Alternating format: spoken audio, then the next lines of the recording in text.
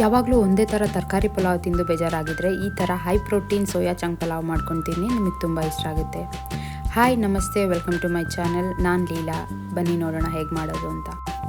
ಫಸ್ಟಿಗೆ ನಾನಿಲ್ಲಿ green paste ಮಾಡ್ಕೊತಾ ಇದ್ದೀನಿ. ಹಸಿಮೆಣಸಿನ್ಕಾಯಿ, ಶುಂಠಿ, ಬೆಳ್ಳುಳ್ಳಿನ ಹಾಕ್ಕೊಂಡು ಚೆನ್ನಾಗಿ ಪೇಸ್ಟ್ ಮಾಡ್ಕೊಳ್ಳೋಣ. ನೋಡಿ, ಈ ಥರ ಪೇಸ್ಟ್ ಮಾಡ್ಕೊಳ್ಳಿ.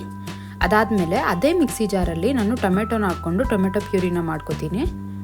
ಇದೆಲ್ಲ ಫಸ್ಟೇ ಮಾಡ್ಕೊಳ್ಳೋದ್ರಿಂದ ಮಾಡುವಾಗ ಈಸಿ ಆಗುತ್ತೆ. ನಾನೊಂದು 2 ಟೊಮೊಟೊ ಹಾಕ್ಕೊಂಡು ಮಾಡ್ಕೊಂಡಿದ್ದೀನಿ. ಮತ್ತು ಸೋಯಾ ಚಂಕ್ಸ್ನ ಬಿಸಿನೀರಲ್ಲಿ ಸ್ವಲ್ಪ ಚೆನ್ನಾಗಿ ತೊಳ್ಕೊಳ್ಳೋಣ. ಕುಕ್ಕರ್ ಬಿಸಿ ಆದಮೇಲೆ ನಾನು ಇದರಲ್ಲಿ 2 ಟೇಬಲ್ ಸ್ಪೂನ್ ಆಯಿಲ್ ಹಾಕ್ಕೊತಿದ್ದೀನಿ. ಮತ್ತು 1 ಟೀ ಸ್ಪೂನ್ ಜೀರಾ, ಇಲ್ಲಿ ನೀವು ಶಾಹಿ ಜೀರಾ ಕೂಡ ಯೂಸ್ ಮಾಡ್ಬೋದು, ಅದು ತುಂಬ ಚೆನ್ನಾಗಿರುತ್ತೆ. ಮತ್ತು ಹೋಲ್ ಸ್ಪೈಸಸ್ ಹಾಕ್ಕೋತಾ ಇದ್ದೀನಿ.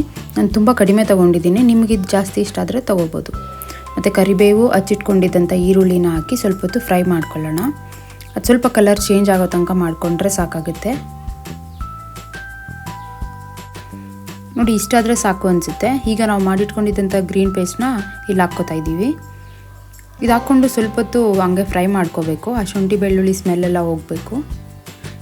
ಈಗ ನಾನು ಪುದೀನ ಮತ್ತು ಕೊತ್ತಂಬರಿ ಸೊಪ್ಪನ್ನ ಹಚ್ಚಿಟ್ಕೊಂಡಿದ್ದೀನಿ ಒಂದು ಸ್ವಲ್ಪ, ಅದನ್ನು ಇಲ್ಲಿ ಹಾಕ್ಕೋತಾ ಇದ್ದೀನಿ. ನಿಮ್ಮ ಮನೇಲಿ ಮೆಂತ್ಯ ಸೊಪ್ಪು ಇದ್ದರೆ, ನಿಮಗೆ ಮೆಂತ್ಯ ಸೊಪ್ಪು ಇಷ್ಟ ಆದರೆ ನೀವು ಮೆಂತ್ಯ ಸೊಪ್ಪು ಕೂಡ ಹಾಕ್ಕೋಬೋದು ಇಲ್ಲಿ, ಅದು ತುಂಬ ಚೆನ್ನಾಗಿರುತ್ತೆ. ಇದು ಹಾಕ್ಕೊಂಡು ಚೆನ್ನಾಗಿ ಮಿಕ್ಸ್ ಮಾಡ್ಕೊಳ್ಳಿ.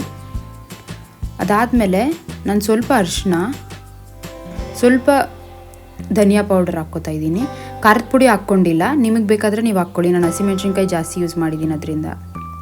ಈಗ ಟೊಮೆಟೊ ಹಾಕ್ಕೊಂಡು ಚೆನ್ನಾಗಿ ಮಿಕ್ಸ್ ಮಾಡ್ಕೊಳ್ಳಿ. ಟೊಮೆಟೊ ಸ್ವಲ್ಪ ಚೆನ್ನಾಗಿ ಬೇಯಬೇಕು ಅಂದರೆ ನೀವು ಸ್ವಲ್ಪ ಉಪ್ಪು ಹಾಕಿದ್ರೆ ಸ್ವಲ್ಪ ಬೇಗ ಬೇಯುತ್ತೆ. ಅದನ್ನೆಲ್ಲ ಹಾಕಿ ಮಿಕ್ಸ್ ಮಾಡ್ಕೊಳ್ಳಿ ಚೆನ್ನಾಗಿ. ಟೊಮೆಟೊ ಸ್ವಲ್ಪ ಬೇಯಬೇಕಾಗುತ್ತೆ. ಅದು ಬೆಂದಾದಮೇಲೆ ಸೈಡ್ಸಿಂದ ಆಯಿಲ್ ಸೆಪರೇಟ್ ಆಗುತ್ತೆ. ಆ ಟೈಮಲ್ಲಿ ನೀವು ಬಿಸಿನೀರಲ್ಲಿ ತೊಳೆದಿಟ್ಕೊಂಡಿದ್ದಂಥ ಸೋಯಾ ಚಂಕ್ಸ್ನ ಇದರಲ್ಲಿ ಹಾಕ್ಕೊಂಡು ಚೆನ್ನಾಗಿ ಮಿಕ್ಸ್ ಮಾಡ್ಕೊಳ್ಳಿ.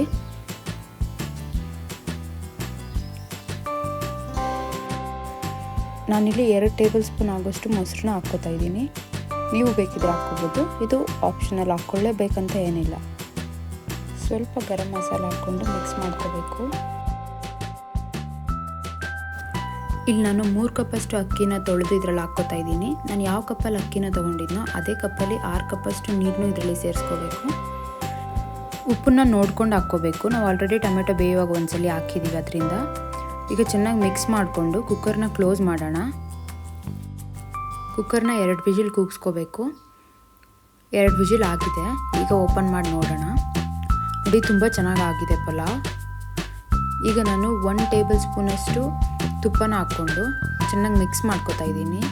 ನೋಡಿ, ತುಂಬ ಉದುರುದ್ರಾಗಿದೆ. ಸ್ಮೆಲ್ ತುಂಬ ಚೆನ್ನಾಗಿ ಬರ್ತಾಯಿದೆ. ಟೇಸ್ಟು ಕೂಡ ಅಷ್ಟೇ ಚೆನ್ನಾಗಿರುತ್ತೆ.